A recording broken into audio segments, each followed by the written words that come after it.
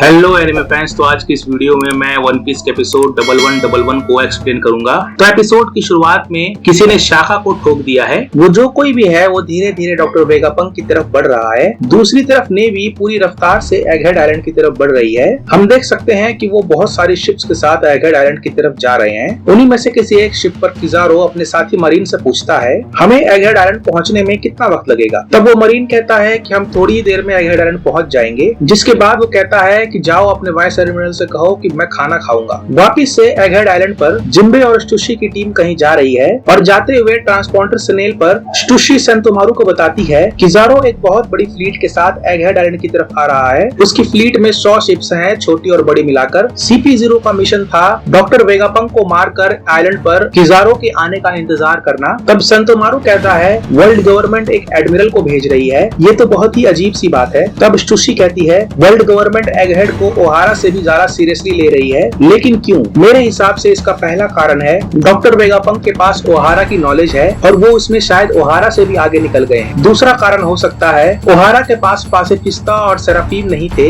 इसलिए कोई आम नेवी फ्लीट एगहेड को खत्म नहीं कर सकती। जवाब में सेंतोमारू कहता है मैं समझ गया। उसके बाद स्टुशी कहती है कि कुछ भी हो तो मुझे कांटेक्ट करना। लैबोफेस के अंदर सारी कम्युनिकेशन ठप है। उसके बाद कॉल कट जाता है और तब सेंतोमारू वहाँ पर खड़े लोगों से कहता है क्या तुम लोग समझ गए? इतिहास से सबक लेते हुए नेवी एगहेड का हाल ओहारा जैसा करने वाली है, इसलिए सोचने का बिल्कुल भी वक्त नहीं है। तुम सब अपनी जान बचाओ और भागो यहाँ से। जिसके बाद फेब्रियो फेस के सभी लोग फेब्रियो फेस से भागना शुरू कर देते हैं। दूसरी तरफ उस पुरानी बंद पड़ी लेबोरेटरी में जहाँ वेगापंक कैद है, वो शख्स जिसने शाखा को गोली मारी वो धीरे धीरे वेगापंक की तरफ बढ़ रहा है। दूसरी तरफ लेबोरेटरी के 3rd फ्लोर पे लिलिथ, उसोप, फ्रैंकी और पिथागोरस की टीम की हालत बहुत ज्यादा खराब है। उसोप और लिलिथ पहले ही पत्थर के बन चुके हैं। फ्रैंकी आधा पत्थर का बन चुका है, लेकिन उसके बावजूद वो एस स्नेक को धमकाता है और कहता है कि मेरा राइट आर्म तुम्हें संभाल लेगा। लेकिन सेराफीम एस स्नेक उसे इग्नोर करती है और वो पिथागोरस की तरफ बढ़ती है और फिर वो पिथागोरस को अपने पैरों से कुचल कर खत्म कर देती है। दूसरी तरफ लेबोरेटरी के 2nd फ्लोर पे रॉबिन, चॉपर और एटलस की टीम किसी तरफ बढ़ रही है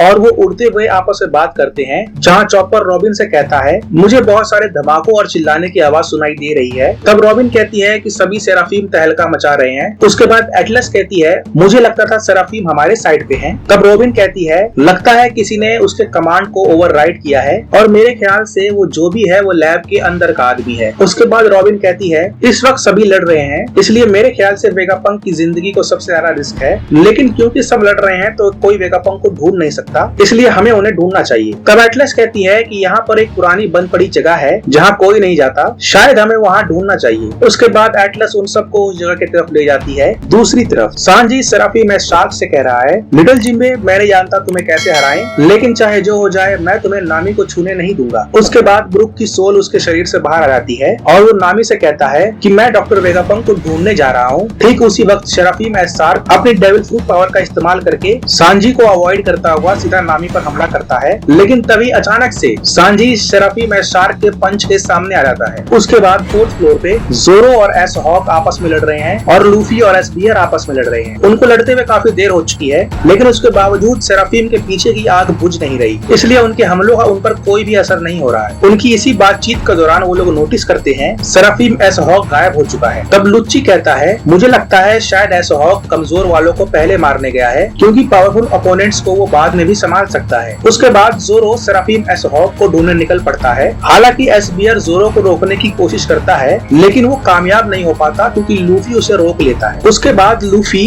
काकू से कहता है कि तुम्हें भी जोरो के साथ जाना चाहिए, क्योंकि वो जल्द ही रास्ता भटक जाता है। उसके बाद हमें बताया जाता है कि ये सब आखिर शुरू कैसे हुआ। एक बैक स्टोरी चलती है 3 महीने पहले सेंट मारिजुआ में किसी ने एगहेड से कॉल किया था। वो मारिजुआ में ट्रांसपोर्टर सनेल पर बोलता है उसे हायर अप से बात करनी है, यानी कि एल्डर से, लेकिन ऑपरेटर उससे पूछता है कि तुम क्या चाहते हो। तब वो कहता है कि डॉक्टर वेगापंक 100 ईयर वॉइड पर रिसर्च कर रहे हैं। उसके बाद CP5 को एगहेड की तरफ भेज जाता है ताकि वो सच्चाई पता कर सके, लेकिन जब वो लोग इन्वेस्टिगेशन करके लौट रहे थे तब उनकी शिप अचानक से गायब हो जाती है। CP5 के गायब हुए शिप को इन्वेस्टिगेट करने CP7 और CP8 भी आते हैं, लेकिन वो भी फिर वापस नहीं जा पाते। उसके बाद वो शख्स एगहेड से फिर से कॉल करता है और इस बार उसकी मीटिंग एल्डर्स से हो जाती है। उसके बाद एल्डर्स को यकीन हो जाता है कि वेगापंक उन्हें धोखा दे रहा है, जिसके बाद वो लोग फैसला करते हैं कि वो वेगापंक को मरवा देंगे, जिसके लिए वो CP0 को एगहेड भेजते हैं। लेकिन उन 5 बुड्ढों में से एक सेंट जेगार्सिया सटर्न ये फैसला करता है कि वो खुद एगहेड बिगड़ जाएगा और उसके साथ किजारो जाता है। सैटर्न के उस सफर के दौरान आसपास की सभी नेवल ब्रांचेस से बैकअप मंगाया जाता है और ऐसा लगता है कि जैसे कोई जंग की तैयारी चल रही हो, लेकिन उनका प्लान तब बिगड़ जाता है जब उन्हें पता चलता है कि योंग को लूफी की शिप भी एगहेड पहुंच चुकी है। तो उसके बाद हम वापस से प्रेजेंट पे आते हैं जहां पर वो शख्स अभी भी वेगापंक की तरफ बढ़ रहा है और थोड़ी देर के बाद हमें पता चलता है कि वो शख्स कोई और नहीं बल्कि वेगापंक 06 यॉक है। वो असली वेगापंक से कहती है कि वो उन्हें मार कर सेलेस्टियल ड्रैगन बन जाएगी। तब असली वेगापंक यॉक से पूछता है, तुम मारी जुआ में थी, तुम्हें सच में लगता है कि तुम्हें उन जैसा बनने की जरूरत है? तब यॉक कहती है कि शाका भी ऐसी ही बातें करता था। वैसे हम सभी वेगापंक हैं, इसलिए थोड़ा कंफ्यूजिंग है, लेकिन तुम्हें नहीं लगता कि इस दुनिया में एक ही डॉक्टर वेगापंक काफी है? जिसके बाद एपिसोड यहाँ पर खत्म हो जाता है। आज के लिए इतना ही, अब मिलते हैं अगले इस एपिसोड में। तब तक के लिए मैं चैनल करेगा सब्सक्राइब, वीडियो करेगा लाइक, कमेंट, दोस्तों करेगा share and please keep watching my channel.